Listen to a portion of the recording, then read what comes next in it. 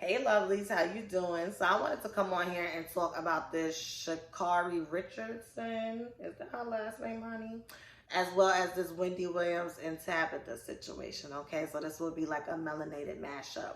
Make sure you hit the thumbs up, comment below, and let me know what you think about these topics. You can already let me know before you hear my opinions, and then you can just come back and leave another comment. It's okay, don't be shy. And subscribe and hit and enable that notification bell, okay? Okay, let's start with she's a runner, she's a track star. Let's talk about accountability. Let's talk about accountability, okay? Now, I always say that accountability and empathy and compassion can all coexist. Those three things or two things, whatever the case may be, are not mutually exclusive, okay? Here's the thing. If they're going to let her run, I personally have no problem with that, okay?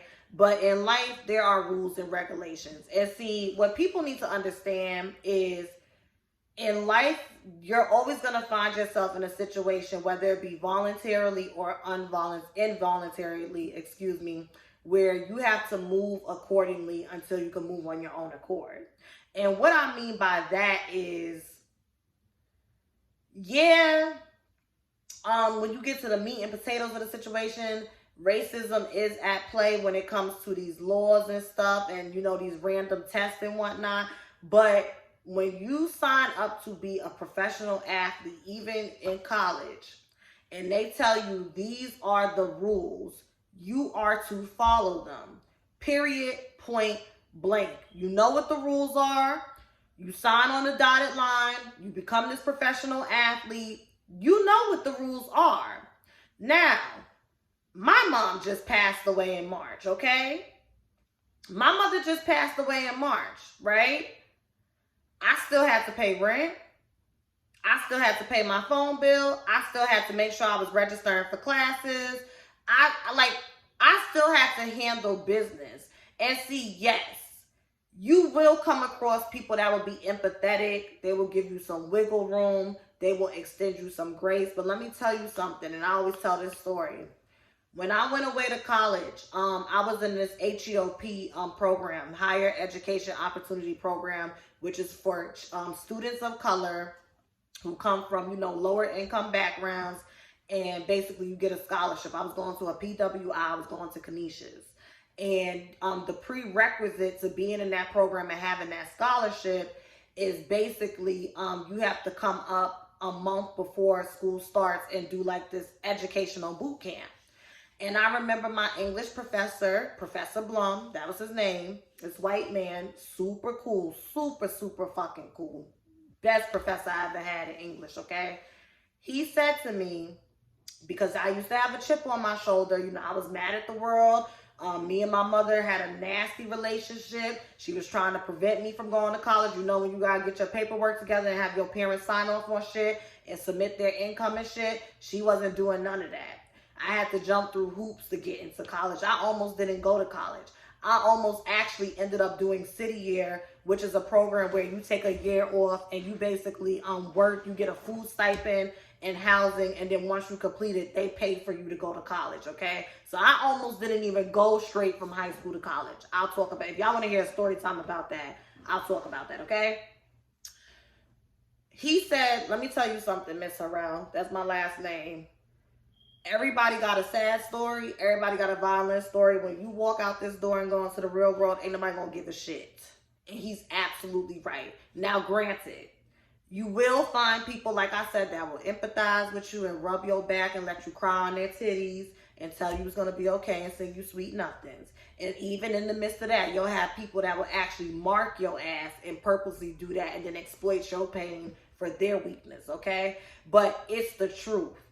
The world is going to keep spinning. Yes, pain happens and trauma happens. The world is going to keep spinning. Time is going to keep moving. The sun don't rise and set on me, and it don't rise and set on you. And that is the harsh fucking reality. And yes, to be a black woman in this world in America, it is hard. You are going to come up against, situations where people are being prejudiced and discriminating against you. And you just got to maneuver. Like I say, move accordingly until you can move on your own accord. Set the vision, water that motherfucker, fertilize that motherfucker, and just persevere and move accordingly. Now, granted, in the midst of doing that, we gonna misstep. We gonna do some things. We gonna make mistakes. We gonna fall down and learn some harsh lessons. We supposed to. And I just feel like when it comes to this young woman, I don't think her career should be over. If they are willing to let her run, let the woman run. But let's be honest. You know that you're susceptible to get drug tested. You smoking weed to cope with the fact that your mother just died. But listen, rules are rules. I could empathize with that. Like I said, my mother just died in March, okay? But when it was time for me to register for classes, I was up at 7 a.m., okay? 7 a.m. That was what? 2 months after my mother passed away. I think the day I registered for class was about a month and a half or 2 months out or something like that. I was up to register for classes, okay? When I needed to submit documentations, when I needed to move, when I needed to have my rent money and stuff ready. Like, life, the world keeps spinning. And it's just like, she's human, because I seen she tweet that. And it's like, yeah, baby, we understand that. But as a human, you have to be held accountable so you can learn. Because let me tell you something. I honestly feel like this is a situation where this needed to happen now in her career so she won't ever try to push the envelope again. Because best believe if she ain't get caught now, it would have been later on down the line. I bet you she won't ever hit the blunt while she's in the midst of training and performing and competing or whatever the case may be. I get it. You smoking weed to cope, but now find some more coping mechanisms. I'm going on 2 weeks without smoking. I have made an intentional choice to quit smoking weed, and I haven't had any alcohol because I don't like how codependent I was becoming. And everybody has to come to that in their own time. I'm not judging this young lady, but this pity party shit y'all doing on the internet, acting like she can't be held accountable. You know the rules. She knows right from wrong. She chose to smoke that weed knowing what the risk was, and she got caught. We all, like, that's just life. That's just life. It's just a lesson. It is a lesson for her to learn. I don't think she needs to be nailed to the cross and criticized, but when y'all social justice warriors come and start, no, like, no, she's being held accountable. She's being held accountable. I say let her run. I want her to run. Let her run. But if they don't, because you have broken a rule, I'm also not going to sit up here and go get my signs and Black Lives Matter, protect black women, and da-da-da-da, let her run. Like, no, she broke a rule. It's called being held accountable.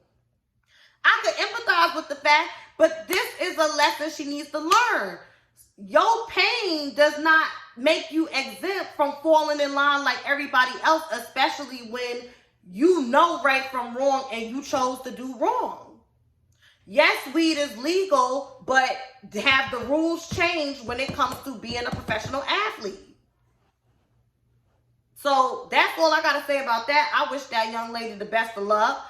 I hope that she has good people around her that's getting her in grief counseling and therapy. And I hope that she's able, in culmination with smoking, to add some other productive ways to cope in, like journaling, meditating, align your chakras, whatever you need to do, praying, going to church, whatever you need to do. And see, like I said to my homegirl, black people are so easily distracted. I don't even go out my way to like even advocate no more. Because today, y'all rooting for her. Oh, let her run. Let her run. Da-da-da-da, boom, boom, boom. And then it's 4th of July week, and by tomorrow, y'all ain't going to be talking about this shit. Y'all going to be getting drunk, eating hot dogs, and y'all going to be distracted. So, please miss me. Excuse me. Okay. Wendy and Tabitha. God bless you, Wendy. God bless you. God bless you. Honey, she said, God bless you. Bitch, did you sneeze? Did your heart stop? Because you talking about my marriage. God bless you. God bless you. God bless you, Wendy. And you know, my man, I don't want my man to risk his life anymore. And I just hope that God gives you a man that loves you the way my man loves me. Child, this Tyler Perry monologue, she must be auditioning. Let me tell you something. Wendy was clearly, I burnt my finger today, y'all. I burnt it. It really hurt. Wendy was clearly projecting because she been in that situation. You put Kevin Hunter in a position to oversee your finances and your career, and he leveraged the celebrity that he got from managing you and took that money and was funding his, he just married her, so his now wife lifestyle, put a baby in her, and had you out here looking fucking pid. Stupid.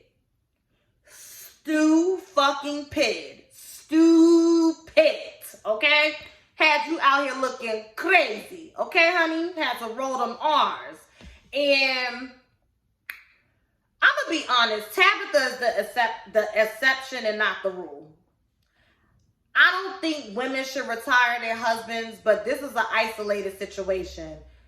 This man being a provider and literally a protector, he does law enforcement, has afforded her the opportunity to be able to pursue her creative endeavors.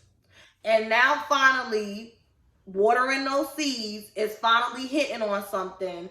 And she wants to make sure that her husband continues to come back in one piece. Hey, Aaliyah. Hey, DMX. Okay, she wants to make sure her husband continues to come back in one piece. Okay? And she retired him. He has a non-profit organization.